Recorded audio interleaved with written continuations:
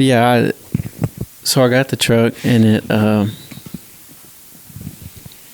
so it's an 89. It's set, it's had to set for a long time if it's only got 43,000 miles on it. So I drove it, put about 100 miles on it, and then I did my clutch. Like, I could push in on the clutch and nothing was happening. I was pretty much shifting, when the RPMs would get right, I was shifting. Or if I wanted to go in reverse, I'd have to turn it off, put it in reverse. And so come to find out, I don't know which one it was. I think they were both shot, but the master cylinder and then the slave cylinder, I think the seals and stuff inside there just were gone. So I changed that, and shift's great now. But then I didn't know what it was, but it has the Hydro Boost on it for the brakes. Yeah, for the brakes. And power steering. Yeah. So it started leaking, and I thought it was my master brake cylinder. But I was like, I still got brakes. Like, the brakes, never went away. And I was like, I don't know what's going on. Well, then my power steering pump started squealing. So I had to read and do some research. I didn't know what any of that was. I was used to the big vacuum thing, for the brakes. So I figured out, like, it gets pressure somehow off the power steering pump. Yeah. Mm-hmm. So I ended up replacing that. But I just think, like, the seals and stuff, I guess, inside all those are going bad from sitting so long. Yeah, 30 years old. What was it, 89? 89, yeah. Yeah, you're looking at 31 years old, and this car here's 30. And when I first got it, it was something similar. I had some small leaking issues with oil and a small coolant leak on the rear backside of the intake.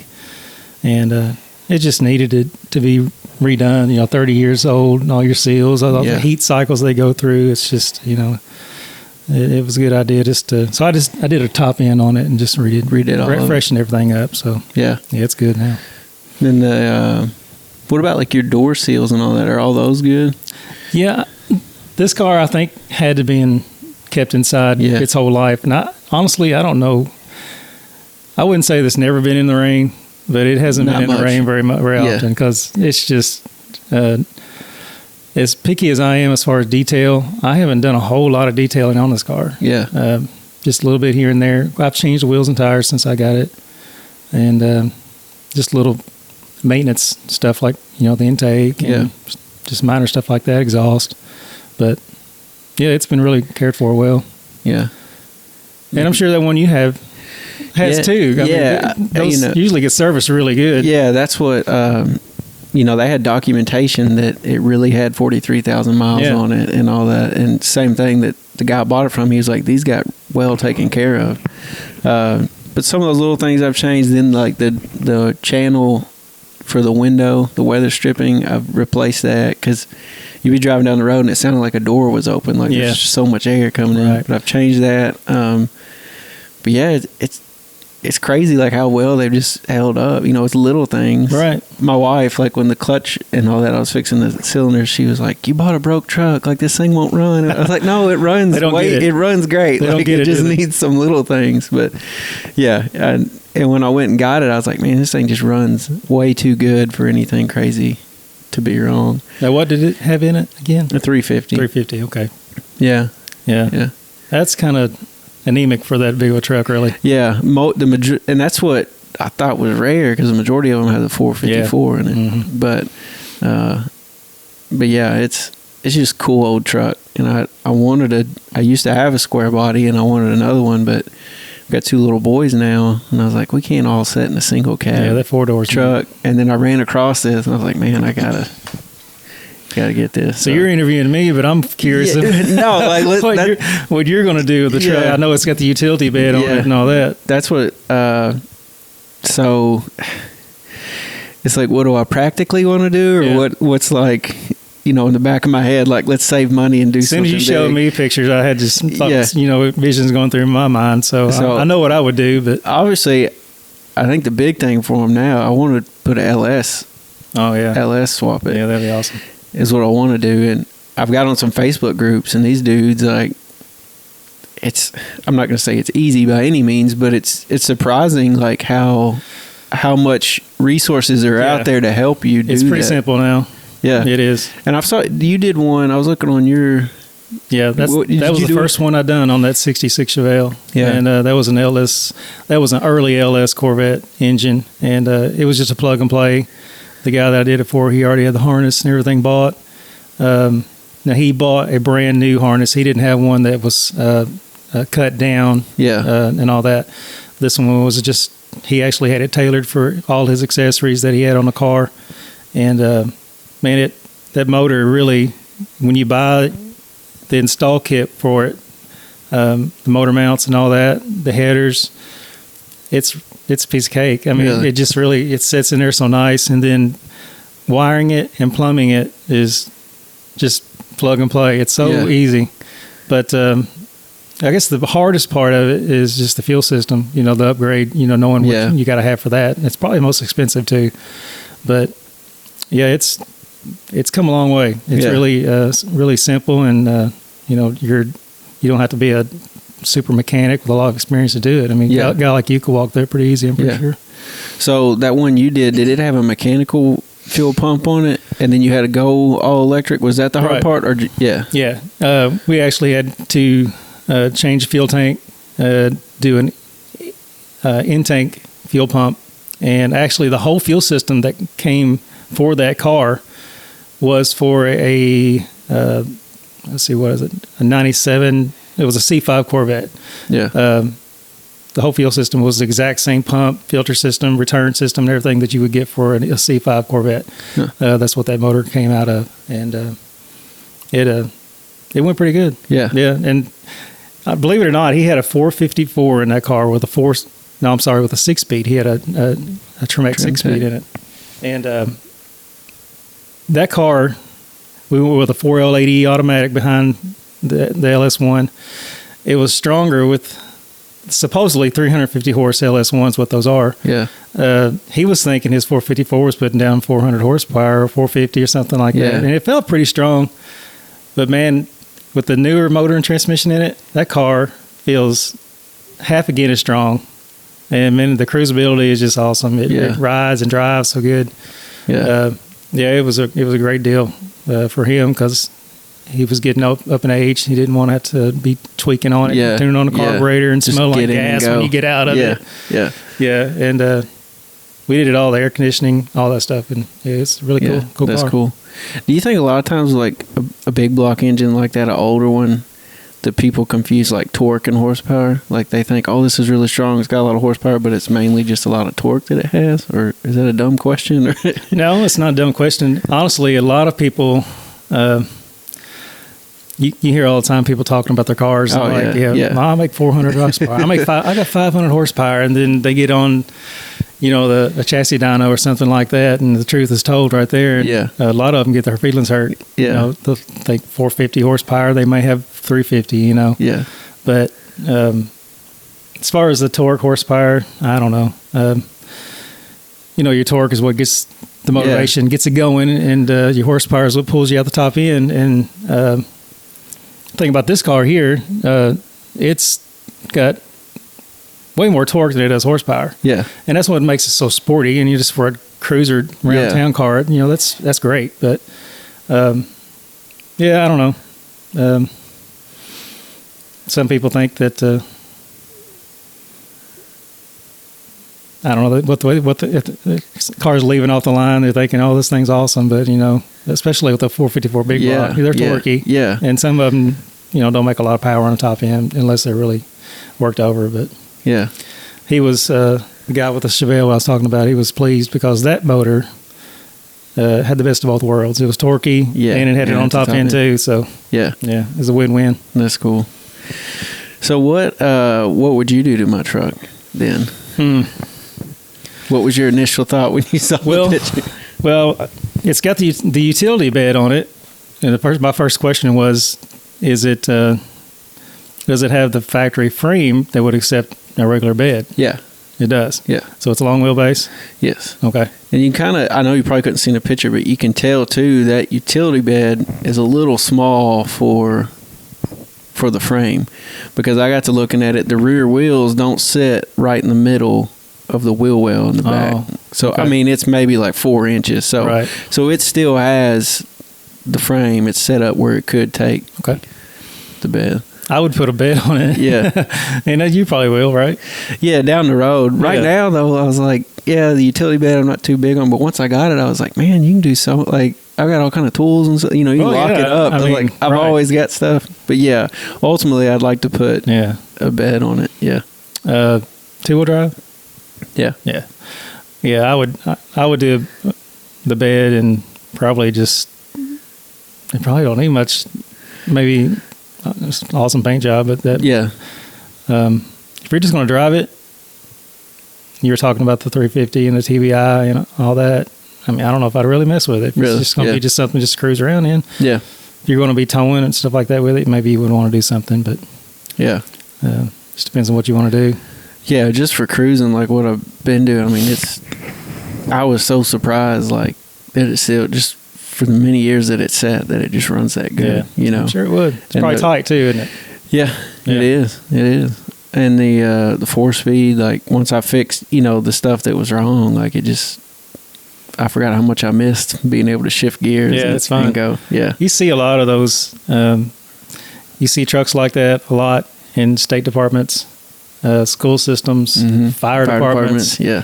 Unfortunately, the ones fire departments, they're all red or yellow. And they've got holes cut in them everywhere for all the lights and stuff. Yeah. But still, man, a lot of those have been kept up nice, and they're low mileage, no rust. No. Those are the ones to find, you know, really. Yeah. That's your best bet around here. I mean, people out west, they find them all the time out there, you know, in the desert that are in good shape. We don't have that luxury here, but I've had 2 square bodies as of late. It's been a few years, but I knew you had a Blazer. Yeah, I had the 84 GMC Jimmy. Or Jimmy. It's basically the same thing. And then I had an 85 K10 4-wheel drive. Yeah. And the K10 was a 4-speed. And I've got it with no motor. And it was not bad. It had some rocker rust, which is pretty common, and then a little bit on the bedsides. But still, that being said, it looked presentable. It looked really good. And in this little garage of mine, I've done lift kits on both of those, and I put a 383 in the K10 with the 4-speed, and that was fun. Yeah, I bet it was. And I didn't go crazy with tires. I just put 33s on actually both of them. But yeah, I'm a big fan of the square bodies. Yeah. The more I think about it, it's almost like my little boy now, we buy these, or he has some of these little Lego kits, you know, and you can put pieces together and do whatever you want. And I kind of relate, like, those trucks, really probably any model truck of those years, like, you can kind of do that. Like, you can pick an engine, a transmission, you know, and it's so easy to, I guess you could do that with a modern day as well, but it's just not as easy, I don't think. No. But and it don't look as good. No. But it's just, I just love them. Like, there's been a few times we've been out, and I forget what I did. One of the switches on the clutch, like when you go to start the truck, you push in the clutch. Well, there's a little switch that lets the ignition turn over. Well, I was pushing in the clutch, like the truck wouldn't do anything. I was like, what's going on? I took a screwdriver, took 2 screws out, and pretty much dropped, like, the panel underneath the steering wheel, and got up under there and figured out what was wrong. And I just held the switch back, started the truck, and we took off. But I was like, you know what? On a new vehicle, like, I would have been lost. Yeah, like, you can't, like, it would have been something in the computer, and, like, you couldn't do it. And so then I just put a zip tie on it, and it works fine now. But I'm assuming that was a neutral safety switch. I guess that's what it is. I don't know what it is, but it's a switch. Yeah, when you push in on the clutch, that it makes. Oh, okay. And I don't know. Maybe it was a neutral safety switch. Something, I guess. Or I think on those you're supposed to have the clutch depressed anyway. So you're supposed to have it in. It just lets it know. I guess. Yeah, but they're just. I'm a big fan of them, and I keep telling my oldest little boy, I was like, "This when you turn 16, like, this is going to be your truck. This is what you're going to drive." And so, how old is he now? He's 5. Oh, so he understands. He's got a while. Yeah, but it's just cool. Like, that's. And this is one question I want to have for you, like, kind of how did you get a love for vehicles? But my first car we got, it was my grandma's old car, and it needed a little work, and I drove it for a little bit. But then my dad bought me an 83 C10, and on the way home from getting it was geared so low, like we spun a main bearing. So the very first week of having it, we took the engine out, right. tore it all the way down to, you know, the crank and rebuilt an engine. And just, I think, like, my personality, what I'm into, like, and at that young of an age, being exposed to that, like, that was huge. And right. it's cool now to see my son and getting to show him little things. Yeah, get him engaged too. Yeah. So where did that start with you, like, for your love for vehicles? Well, it's kind of similar, actually. My dad, he's always been a car guy, and my cousins and my uncle, they've always been into dirt track racing, really, really big into that. And so I've been around it pretty much my whole life in some form or fashion. But my earliest recollection of really diving into something mechanical was my grandfather, my mom's father, had a 1967 short bed C10, and it was a small back window. Yeah. And he bought it brand new, and he passed in 86. Well, when he passed, my dad got the truck. And man, if you only knew then what you know now, I would have begged Dad to keep that thing, you know, because it was a farm truck, but it didn't have any rust on it. It's kind of like these trucks you're talking about, you know, when you got, you know, from the school system and fire department. It was kept up like that. It wasn't driven very often. It was kept in a shed, and but in the late 80s, that truck was, I don't know what color green it was, but it was just a funky green, white top, and like a mint green interior. But now that truck would be awesome. Oh yeah, it's very sought after now. And it had the patina on it that everybody looks for now. You know, it was solid. It wasn't rusted out, but it had surface rust. You know, where the paint was just kind of oxidized and it wore off. And but anyway.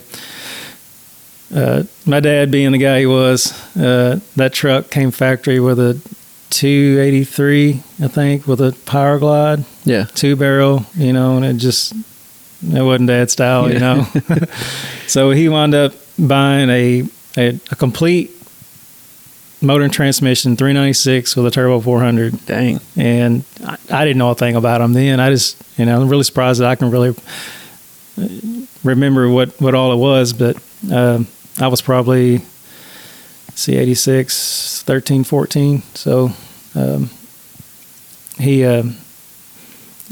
we lived out in Brentwood on south end of town. We had a little one-car garage in the house. And I remember him going up in the attic and taking a 4x4 and laying across the roof truss and poking a hole in the sheetrock and dropping a chain through with a come-along, you know, old school. But we pulled that motor out and stuck that 396 in there, and man, I thought that was the coolest thing ever. Yeah, you know. Yeah, and it probably didn't run worth a crap. Yeah, but you know, I didn't know it any different. Dad thought it was cool, so I did too. You know, you know how that is. Yeah, but there's something cool too about, you know, just I feel like as a man, like when you do anything yourself, whether that be like you build a little piece of furniture or something, like you feel so rewarded and like full. Yeah, but then like I'm sure something like that, like even as a kid, getting to experience it and taking the engine out, putting the engine, like you were there for all of it, you know, and then to see it all work and work well, like it's cool to experience that. We had that truck for a while. We wound up doing a lot of work to it, and it went through 2 or 3 stages. Of course, I got more involved with it as I got a little older and got a little more knowledgeable with, you know, with what I was doing. But at one point we had a 427 big block in it, and truck had 18.5 Mickey Thompsons on the back, you know. It was a Pro Street style, and it was black and had blue pearl in the clear. It was really a pretty truck there at the end before I got rid of it. And it's one of those things, again, you know, you think if you could go back, and I've heard people, older guys, say that so many times, you know, to me, and here I'm starting to get a little older, and I'm experiencing that myself, thinking, man, I wish I would have kept that. You know? But you can't keep them all. No, you know? No, you can't. No. And the sentimental value, too, on something like that is just big. Well, the funny thing is, too, about that 67, that was my mom's father's truck. Well, my dad's dad had a 67 as well, but it was long bed. And he, when he passed, I bought the truck, and they gave, my grandmother pretty much gave it to me, but she, I didn't take it for nothing. I gave her, some money for it. And I had that truck for a little while, and I drove it like it was. I think I wound up putting a lowering kit on it, some 18-inch wheels and tires, and it looked really good. It was a butternut yellow, that pale colored yellow with a dark green interior, and it was in good shape too, because he had recently gone through it, through the years before he passed, and that's the motor right there that was in it. I was going to ask what motor this was. That's a 472 Cadillac. Really? Yeah, and I'm hanging on to that. Yeah, but and it run really, really good. But me being like Dad, it wasn't enough. Yeah. So I built a 355 with the Vortec heads, like you and I were talking about earlier, and initially it was just a good street driver, and we did some cruise-ins. We went to the mountains, to the big Smoky Mountain Rod Run. We drove it, Tandy and I, and we went with some friends, and they had theirs as well, and had a lot of fun with it. Well, then I got carried away and wanted to make it faster, and so I got into the motor, and then I actually wound up shortening the truck. I cut the frame and made it a short bed, got a short bed for it, and had it all in primer, the bed and primer and all that, and still had it lowered down. It looked really good. Man, it ran great. Yeah. And I drag raced it for a little bit. Really? Yeah. And but then I tore it all down, was going to go through it all again and redo it really nice. And, life happens. Yeah. You get carried away and things take priority and wind up having to sell it. But yeah. So there's two whammies right there that I'm thinking, man, why didn't I keep those? Yeah. It's cool, though, that, like, those are some trucks that you remember from your childhood. And you got to keep them and work on them. Yeah. So real quick on when you shorten the frame, obviously you got to cut it. You take a section of it out. Mm-hmm. Is that just like right behind the cab you take some out, or do you have to take some out behind the rear wheels as well? Both. If I recall, I think it was an 18-inch section right under and behind the cab. Yeah. And then 8 inches off the tail of the frame. I got you. Yeah. And then, just pulling it all together and just getting checking and rechecking, squaring everything up. Yeah. And, but it turned out really good. I'd actually had it looking so nice after I welded it. I dressed everything up so well and that you couldn't even tell. Yeah. So did you just have your own plates that you welded on, or was it a kit that you... Yeah. That particular one I did all on my own. I didn't have a kit or anything. I made my own gussets and all that stuff. Yeah. And, That's cool. Yeah. That's what that 83 that I told you I got, my dad bought me when I was 16.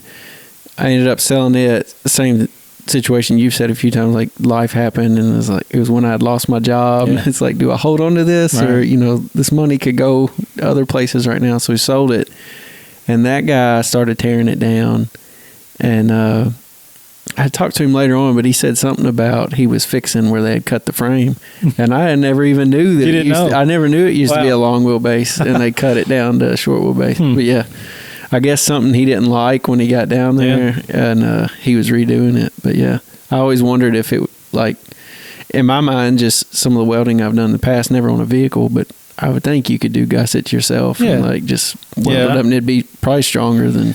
Yeah, it turned out really, really, really good. And I had some minor fabrication skills. I'm no master fabricator by no means, but that's something, again, a novice can do if you just take your time and if you got the right tools. Yeah. That's pretty much 90% of it, just having the tools. Yeah. And some knowledge. But now they have them, the kits you can buy. It's all laid out for you. The gusset that goes inside the frame the holes are already drilled for you, the pilot holes. So you drill the holes and the bolts come with it. And then you can, I think you have the option, you can weld it or just bolt it. But really, I'd be more in tune with welding it up. But it turned out really good. And that's an option too, because the long bed trucks are quite a bit cheaper. Yeah.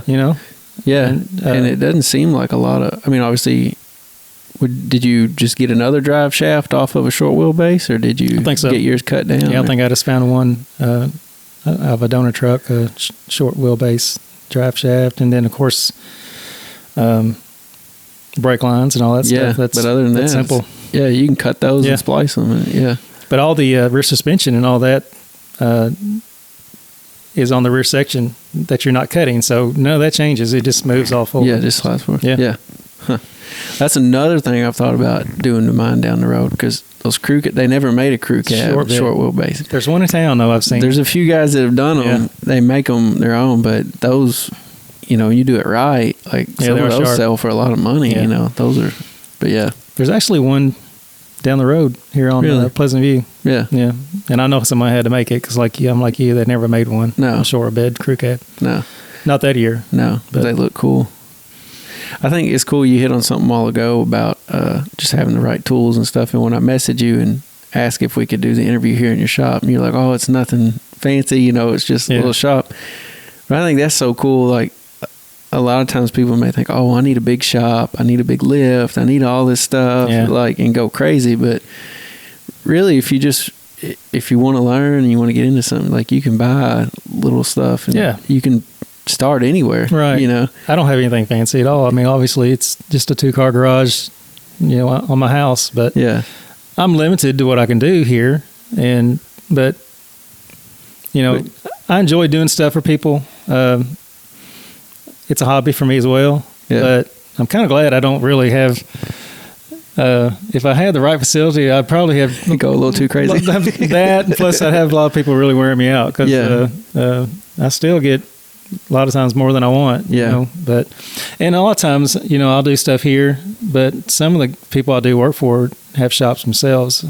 Their cars are already there. I'll go to their place and do the work, but a lot of times I'll do it here, especially, I don't know if you notice on my page, I've gotten into doing a lot of golf carts lately. I was going to ask about that. Yeah, stuff like that's, this is perfect for that. Yeah. But, doing full engine swaps, which I've done in here, and transmission changes and lift kits and stuff like that. Yeah. It gets a little tight, but you can do it. Yeah.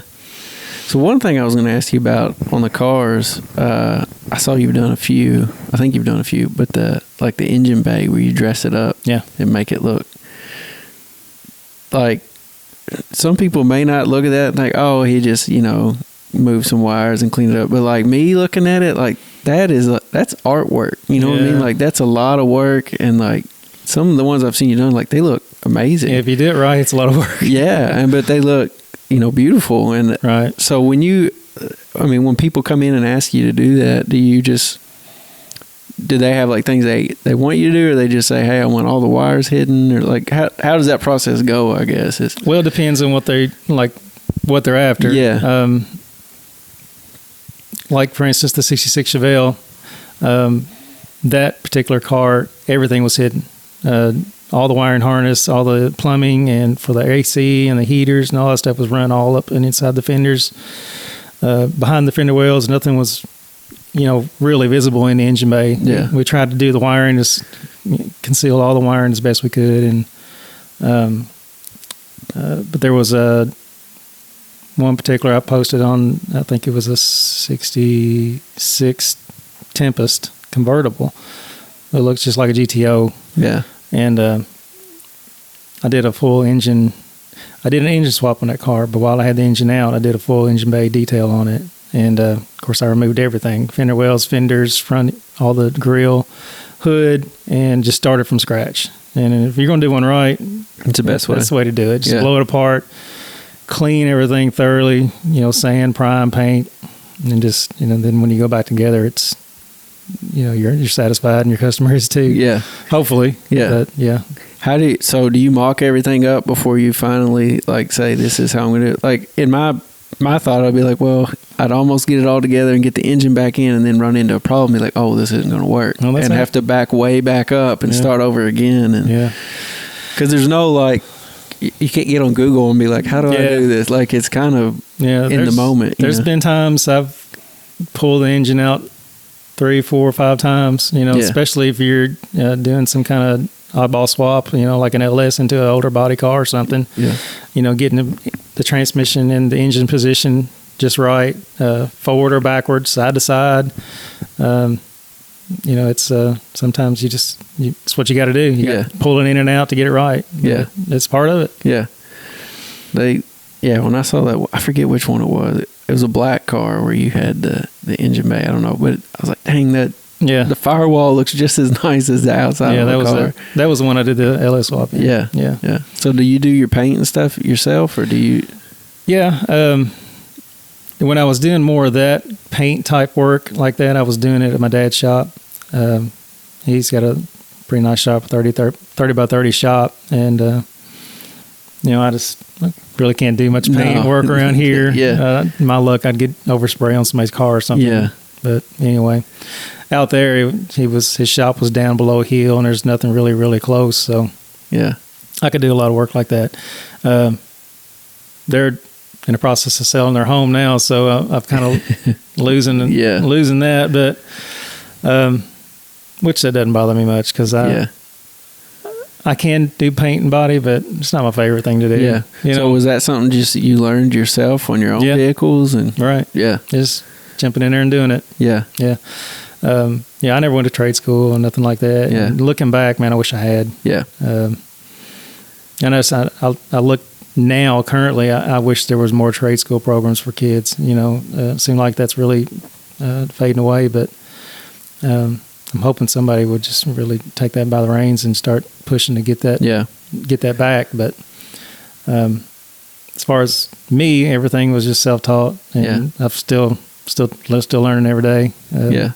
Especially on the newer cars and stuff. I'm not the most computer literate guy there is. I struggle with some of that stuff, but I'm starting to figure it out. Yeah, I think it helps too when it's something that you enjoy, though, and to learn it through that avenue. Yeah, it helps. Yeah. Anytime, and you're probably the same way.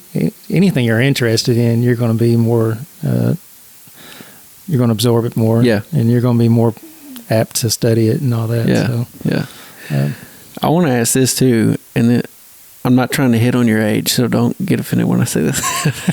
I've said this before in some of these interviews. I'll say something, they're like, "Are you calling me old?" I'm not doing that. But I've even seen, so like going back to when my dad and I, when I was 16 and we rebuilt that truck, there was the internet and stuff, but it wasn't as like handy and accessible as it is now. So we had this, I forget what the name of the manual was, but there was a book made just for that truck. I feel like it started with an 8. Or Haynes, I think it was. Yeah.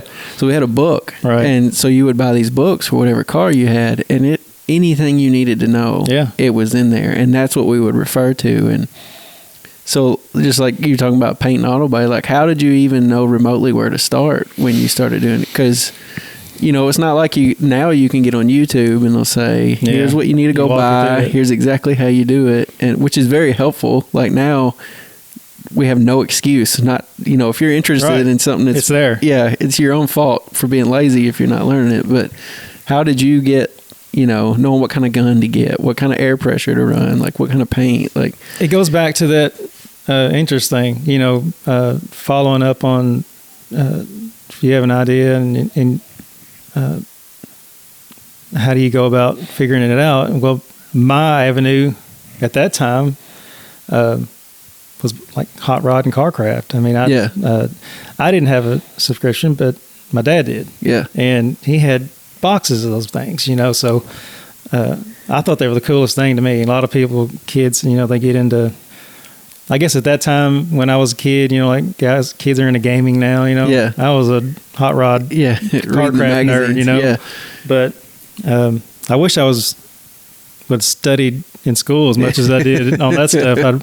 But anyway, but even then, there was a lot of information, and I learned a lot. Honestly, I learned a lot. I can recall just sitting and I was thinking, I want to do a cam change. I want to change my camshaft. Now, how do I go about this? And I would sort through Dad's books, and I'd see this art. We usually would list the hot articles in the book on the front cover. So, I'd sort through there and it would say 350 camshaft swap or whatever, and I thought, I'll check that out. Man, I would sit there and just read that and read it and just soak it up. And same thing with the paint and auto body. I didn't learn everything from Carcraft or Hot Rod as far as, all that goes, but they were really resourceful tools to me then. But back to the age thing, there was internet, back when I was still learning some of this stuff. So I'll say I'm only 47, so I'm a little bit older than you. I know, but I know you're older than me, but I could remember, when it wasn't as easy. Yeah. And sometimes I forget, well, what did I do? And sometimes it was just, okay, well, I'm not really sure, but this is kind of what I think I should do, and trying it. Mm-hmm. And then it would either work or it wouldn't, And I had some friends in the business too, that's done it for years. And, if I had questions, I would go to them from time to time. Yeah. I say friends, they were probably a little bit older than me, but they were friends. But they were always eager to help me out and tell me what I needed to do. I've even ran into it now. Like I would, I'll Google something, or if I'm trying to fix something, and I'll still run into a roadblock, and then somehow I'll run into someone that's older that's done it, and they're like, oh no, just do it this way. And it's like, oh, well, that makes, it works a lot better than even what I found on Google. Yeah. So I think we forget that sometimes. Like there's people that are very skilled in some of this, and just to hang around them a little bit, and experience is so valuable. Yeah. Man, it is. Yeah. It is, really is. And talking to people that's been there and done it, it can save you a lot of heartache. Yeah.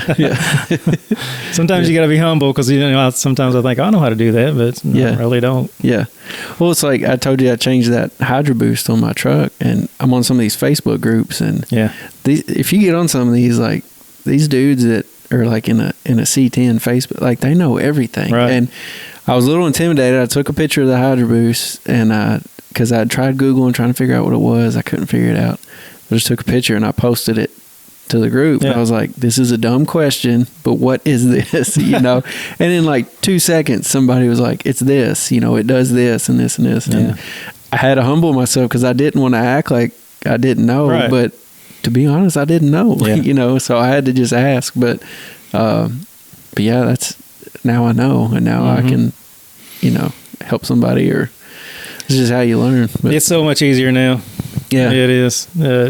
I just wish that there were more kids that were interested and involved in, the cars and stuff like that. Because I'll be honest with you, I did a lot of things I shouldn't have done when I was young, but I wasn't all that bad. Yeah. And honestly, cars kept me out of a lot of trouble. Yeah. It did, because now I would go out, I worked on my own cars, and we had our little clique, guys that thought we had fast cars, and we'd go out, we'd race and all that stuff. But I could have been doing a lot worse. Yeah. I was breaking the law, I'll admit. But, I not only I was having fun, but I was doing something that was constructive, and it wasn't really hurting anyone. Yeah. I could hurt myself, I guess, but it even my dad, he was like, you did some things you shouldn't have done, but I agree, the car hobby and all that's kind of steered me away from other stuff I could have been in that could have been a lot worse. Yeah. I, like I mentioned before, like now having 2 little boys, like that's where my mind goes. It's like, what I want to help them get in the avenue of something they enjoy, but and also you think about, like, man, like what if they end up with the wrong crowd or in the wrong thing, you know what I mean? But I think it's cool to have options of stuff to be involved in, because a lot of times you get in it with the wrong crowd because you don't know who you are, you don't know what you're into, or you know what I mean, and you're like, well, I'll just go over here, and Abby, our daughter, she's 20 now, and she's a lot of what I am into is rubbed off on her. Now, she's not a mechanic by any means, but she loves cars, and she knows cars, especially the newer cars, and that's what she's into now with work. She works for Watermark Toyota, but even she loves this thing. She's always. Do you let her drive it? Yeah, I have. The sun comes out. She's like, Dad, can we get the Corvette out? Or can I get the Corvette out? Yeah. It was like, I one day early January, it was pretty, and it was like 60 degrees. Can we take the top out? And I said, no, we're not going to take the top out. No, not yet. Yeah. But yeah, it makes me feel good knowing that she's got an appreciation for it. Yeah. So. Yeah. You were hitting on like the trade schools and stuff and kids getting involved in it. I'd sit down, it's a few podcasts ago, but his name's Larry Garrity, and he's over all the tech schools in like the, I guess not all of them in Kentucky, but a lot of them in Kentucky. And I just sat down with him and talking about like the different things that they do. And it's cool to hear from him that they're trying, like they're doing more things and they see the need to get kids involved. Yeah, I've been seeing that, hearing a little bit about that push too. What's that celebrity, Mike Rowe? Yeah, the Dirty Jobs. Right. Yeah. He's on a mission concerning that. I don't know how he's pushing it or what level or anything like that, but he's really trying to get involved with that too. So. Yeah, I think it's big, and I work in the natural gas line industry, and even in that, a lot of these guys, they've worked there for 40 years because it's such a good job, but now a lot of those guys are going to be retiring. And then you even look at like electricians for just residential stuff or plumbing or carpenters or, and pretty soon it'd be mechanics. And then you got to think too, like the new wave of cars that are coming out, like a Tesla. Who can work on a Tesla in Madisonville? Yeah, there's not nobody true mechanic anymore. Yeah. So, and there are like small like groups of people starting to do that, but it's like, man, it's hard sometimes because like the need's not maybe present right now, but in the years to come, there's going to be a need for that. Yeah. It is for sure. And to help. That's just kind of, again, going back to my boys, like just kind of, I'm not going to force them to do anything, but like just kind of open up these doors and let them see certain things. Be like, hey, there's opportunity here, or there will be, and help them move into it. I feel like they're going to like what Dad likes. Yeah. That's been pretty much proven, especially with me and, my cousins and friends and stuff like that. The boys usually want to follow the steps of their fathers. If you step out there and you're working on your trucks and stuff like that, and you get them involved, it's a win-win. Not only are you doing something cool, you're creating a relationship and memories, just like what I was telling you about me and my father. That's priceless. Yeah, that's what my oldest. He'll tell people, he's like, yeah, we got a 89 Chevy 3500. It's a 3+3 already. Yeah. See? He's like, it's got 43,000 miles on it, and Now, if he knows that much about it, he's really into it. He is, man. It's you went back earlier, like what you're interested in, you'll soak it up like a sponge, and he does. Like, man, stuff like that, he just soaks it up. Yeah, that's awesome. So I'm excited. I had another question for you. Maybe this will help people that may watch this. So do you have any tips of if somebody was going to go buy like a used car, what to look for? Because I know, like personally, when I bought this truck, there were certain things I wanted to look at. Like when it started up, like it just fired right up. I was like, well, number one, there shouldn't be anything big mechanical wrong. No. It's not locked up. It should have oil in it, But like a newer car or something, like, do you have any tips of like if somebody was going to go buy one, what to look for? Man, on newer stuff. To me, one thing that really, to me, gives, especially on a newer car, that gives away the condition, how the car's been kept, serviced, all the PM and all that on it, is basically how the interior is. If the interior is well kept, more than likely the rest of the car has been kept up to as well. That's a really good point. Yeah. If someone isn't concerned with the area that they are inhabiting, everything else is downhill. So to me, that's one thing I look for. Not necessarily on these older cars like this, but certainly a newer car. I mean, if it's dirty and there's soda pop drink spilled everywhere and cigarette holes and stuff, I mean, to me, that's a big sign right there. That's a quick, easy one too. Just open the door and take a whiff.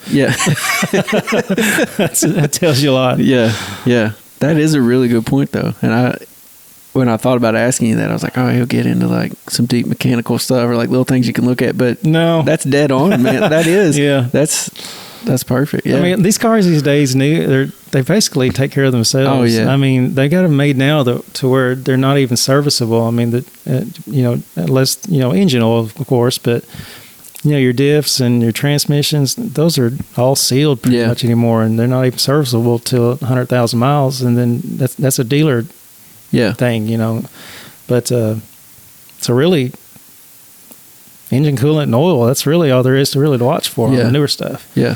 But, interior. Yeah, that's a good one. Yeah, just like I said, open the door and take a smell. That tells you a lot. Yeah. Well, here's another question I got for you.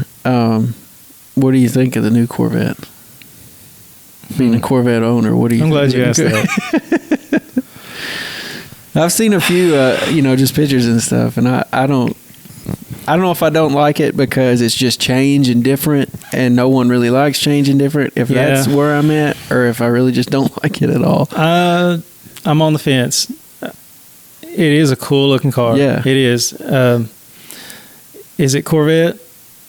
I'm not there. Yeah. But you got to remember, this is a drastic change going mid-engine. People were doing this when they come out with the C6 when the flip-up headlights went away. Yeah.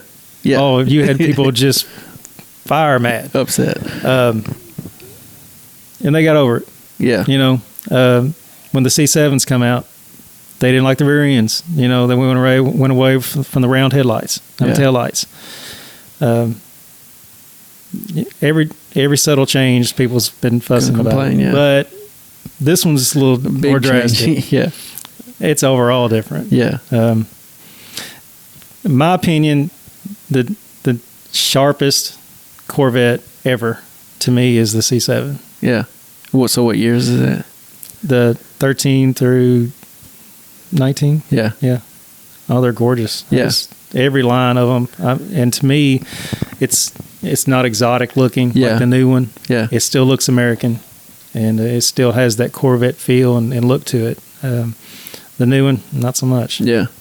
So I haven't read into it enough, but like, what's the advantage of going mid-engine?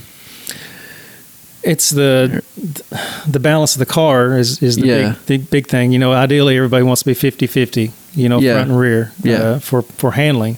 And they were close to that from the C5 to C7 when they went to the rear mounted transaxle.